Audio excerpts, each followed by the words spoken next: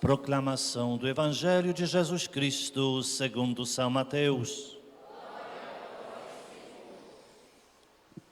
Naquele tempo, vendo Jesus as multidões, subiu ao monte e sentou-se. Os discípulos aproximaram-se e Jesus começou a ensiná-los. Bem-aventurados os pobres em espírito, porque deles é o reino dos céus. Bem-aventurados os aflitos, porque serão consolados. Bem-aventurados os mansos, porque possuirão a terra. Bem-aventurados os que têm fome e sede de justiça, porque serão saciados. Bem-aventurados os misericordiosos, porque alcançarão misericórdia.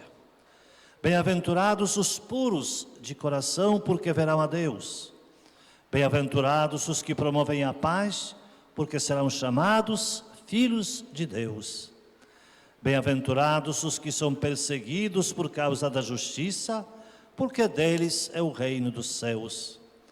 Bem-aventurados sois vós quando vos injuriarem e perseguirem, e mentindo disserem todo tipo de mal contra vós por causa de mim. Alegrai-vos e exultai, porque será grande a vossa recompensa nos céus. Palavra da salvação. Glória a vós, Senhor.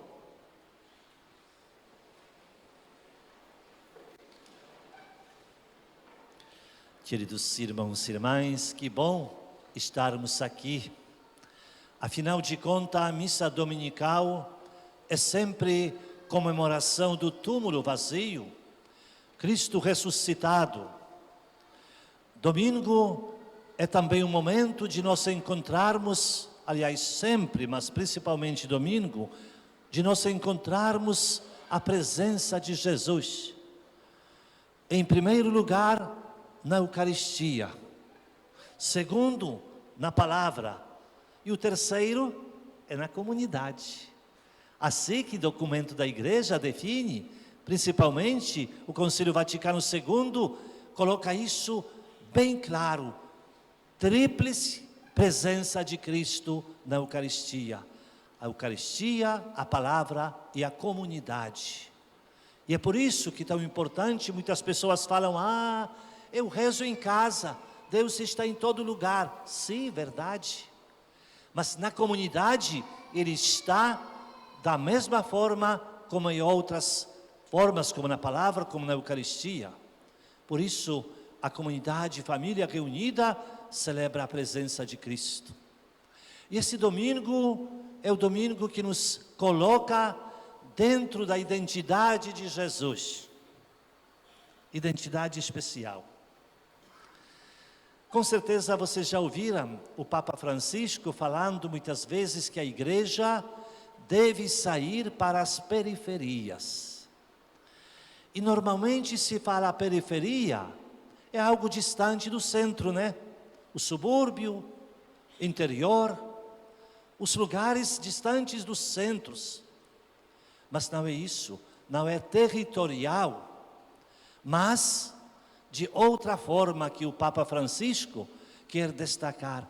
A periferia que muitas vezes é criada no meio da sociedade. Periferia dos excluídos. Periferia dos excluídos pela opção sexual, pela vida moral, pela cor da pele. Periferia de muitas vezes desprezo das pessoas pela instrução. Periferia de pobreza material também, de tantas formas que se cria as periferias, as pessoas excluídas, as pessoas muitas vezes desprezadas pela sociedade. E para esse tipo de pessoas que o Papa Francisco faz questão de repetir muitas vezes, a igreja não pode abandonar periferia, pelo contrário, ela tem que ser, tem sempre a prioridade pelas periferias. De onde ele veio? De onde aprendeu isso o Papa Francisco? Aquilo que nós acabamos de ouvir, da palavra de Deus. Não precisa ser universitário, não. Precisa ser simplesmente refletir a palavra de Deus.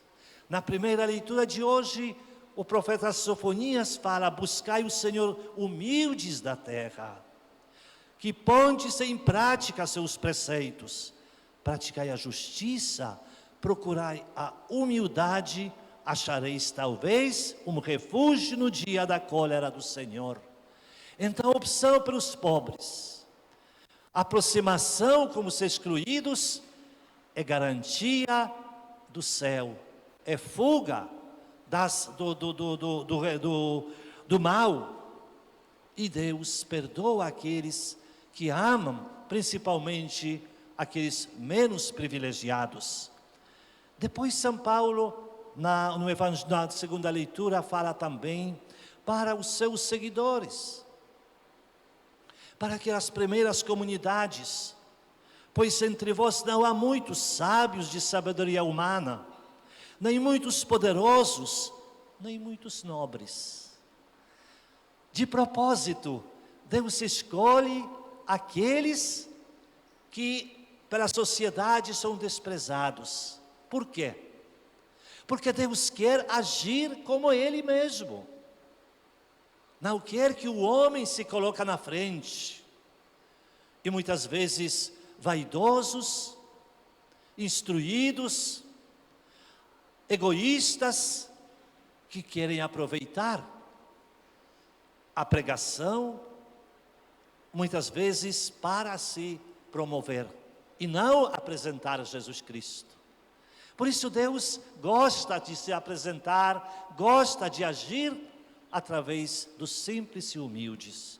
Assim sempre foi, desde o Antigo Testamento até Novo Testamento e até hoje. E por último chegamos ao Evangelho. E no Evangelho de hoje nós temos uma passagem, um capítulo, uma pregação muito especial.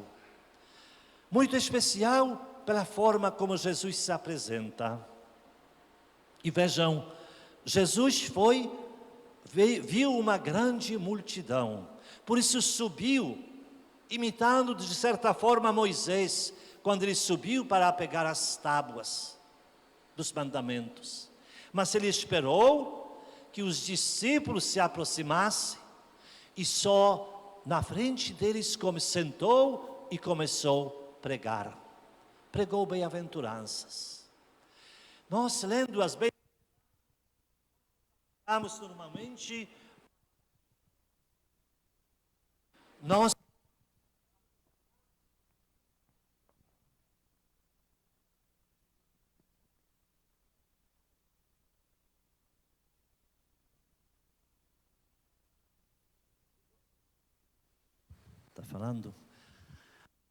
apresentamos as bem-aventuranças como se fossem aplicadas para ouvintes, mas não é assim não. Me chamou a atenção no livro do falecido há pouco tempo Papa Bento XVI, nos seus livros Jesus de Nazaré, um capítulo que fala exatamente das bem-aventuranças.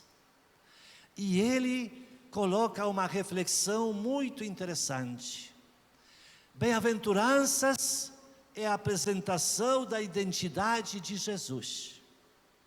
Nas bem-aventuranças, Jesus se apresenta quem Ele é, perante principalmente os discípulos, em forma diferente. Por isso, quem é bem-aventurado, feliz, em primeiro lugar é Jesus. Disse: bem-aventurados os pobres sem espírito. É Jesus em primeiro lugar, é pobre em espírito. Mas podem te perguntar como é? Jesus, Filho de Deus, é pobre em espírito? Quem é mais rico do que Ele? Mas devemos lembrar que Jesus viu a humanidade, que Jesus é verdadeiro Deus, mas também é verdadeiro homem. Jesus tem uma característica humana, e por isso vejam como Ele representa como pobreza em espírito, quer dizer que dependência toda de Deus, não a minha inteligência dentro de mim, não o meu espírito por mim mesmo que é rico, mas ele é rico na medida que eu tenho presença de Deus. Por isso Jesus, nos momentos mais importantes, ele ia para o deserto, subia a uma montanha para orar, para pedir Pai. Assim aconteceu antes de chamar os discípulos. Assim ele, perante maiores pregações, ele sempre dialogava com Deus, porque ele sentia a necessidade da presença do Pai. E isso é pobreza, quando ele, gente, sente a necessidade da presença de Deus. A riqueza é de Deus, nós somos pobres. E quem reconhece isso é bem-aventurado. Bem-aventurados os aflitos, não é Jesus que foi aflito? Manso, não é Jesus que foi manso? Misericordiosos, não é Jesus que foi primeiro misericordioso? Puro de coração, promovendo a paz, perseguido. Tudo isso são características, apelidos de Jesus. Ele é, na sua identidade, tudo isso. Por isso ele se apresenta para os discípulos e para a multidão na sua identidade verdadeira, assumida como Filho de Deus, mas também Deus encarnado. Para que isso? Apresenta-se para que discípulos de Jesus, em primeiro lugar, assumissem o discipulado, que é seguir o Mestre. O discípulo deve seguir o Mestre, não fazer a sua vontade, mas a vontade do Mestre. E por isso Jesus fala isso para os discípulos: vocês devem incorporar a minha metodologia, vocês devem seguir o meu exemplo, vocês devem ser bem-aventurados da forma como eu sou bem-aventurado, não pela vaidade, não pela riqueza, não pelas honrarias, não para as recompensas, mas da forma como eu apresento a minha missão nas bem-aventuranças.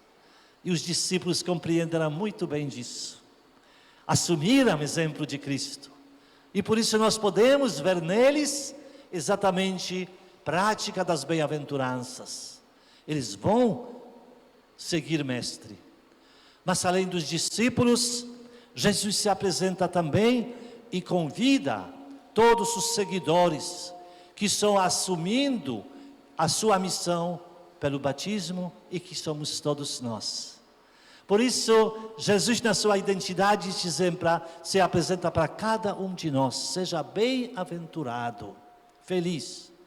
E essa bem-aventurança, essa felicidade, você vai conquistar fazendo isso, sendo pobre em espírito, não pensando que muitas vezes eu sou tão adiantado nas minhas orações, a minha espiritualidade cresceu tanto, que não preciso mais de ninguém, eu sou suficiente. Ai daqueles que acham assim, ai daqueles que se apresentam como guias cheios de riqueza espiritual. Riqueza é só de Deus. Por isso, quando é pobre em espírito, confia em Deus, prega a Deus e sempre pede a presença de Deus. Aflitos, mansos, todos esses atributos devem ser a nossa característica. Filhos e filhas de Deus. Fazer isso é fácil? Não é não. Não é fácil. Nós vivemos num mundo que nos ensina e cobra as coisas diferentes. Nós vivemos num mundo onde a riqueza é mais importante. Bens materiais que devem ser o objetivo da vida. E busca por esses bens é desenfreada. Pode pisar por cima, basta que você vai conquistar os bens. E muitos fazem isso, nós sabemos muito bem. Quantas pregações até nas igrejas, calculando se vale a pena se juntar com Deus ou não. Mas o cálculo não é para alcançar o reino de Deus, mas para alcançar os fins materiais. A teologia de prosperidade, tão popular, é exatamente buscar as coisas materiais como fruto de amizade com Deus. Eu te dou, você me dá. A troca. O mundo que tantas vezes despreza a Deus, porque acha que Ele é muito fraco, que o homem se libertou de tal forma que ele pode fazer tudo por sua própria conta. Ai daqueles que pensam assim.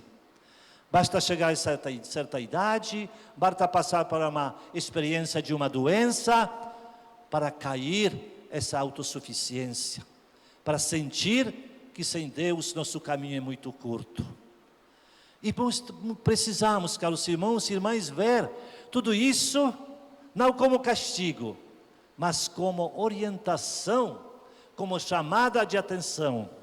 Tem um quadro interessante em Subiaco, onde tem uma gruta de São Bento, onde ele ficou por muito tempo sozinho, e depois se juntáramos outros seguidores de São Bento e ficaram lá. E quando se juntaram, tinha bastante pessoas já, ele orientando os seus co-irmãos, chamando a atenção, nem todos eram santos como ele. Aí tem um quadro bonito, interessante, onde São Bento pega um frade, um irmão, nas costas, pega ele, e na mão uma vara, batendo nas costas dele, esse gritando, e do lado do homem saindo, o Satanás, imagem de Satanás. São Bento, e esse quadro quer explicar que às vezes precisa passar uma coisa dolorosa para tirar o mal. O mal não sai facilmente, não. Ele sai só com a força. Senão, não sai, não. E por isso que nós passamos às vezes as experiências dolorosas. Não interpretamos isso como castigo de Deus. Não é castigo de Deus, não. Deus não castiga, não. Deus nos castigou quando tirou do paraíso. Chega. Não precisamos mais castigo, não. Deus nos ama. Por isso enviou o seu Filho para a morte. Mas quando Ele deixa, às vezes, essas coisas, é porque pega a vara e diz: olha, você precisa voltar para o meu caminho. Queridos irmãos e irmãs, que esse convite para nós seja um momento de reflexão hoje, domingo, esta semana. Até que ponto as bem-aventuranças fazem parte da minha espiritualidade? Até que ponto eu vou atrás de Cristo, pobre, aflito, manso, misericordioso, puro, que promove a paz, que é perseguido muitas vezes, mas que no final é cidadão de Deus, cidadão do céu, e será feliz. Será feliz aqui, apesar de tudo, e principalmente no céu. E esse é o nosso desejo, esse é o nosso pedido, e esse é o nosso esforço na nossa vida, para um dia alcançar o reino de Deus. Assim seja.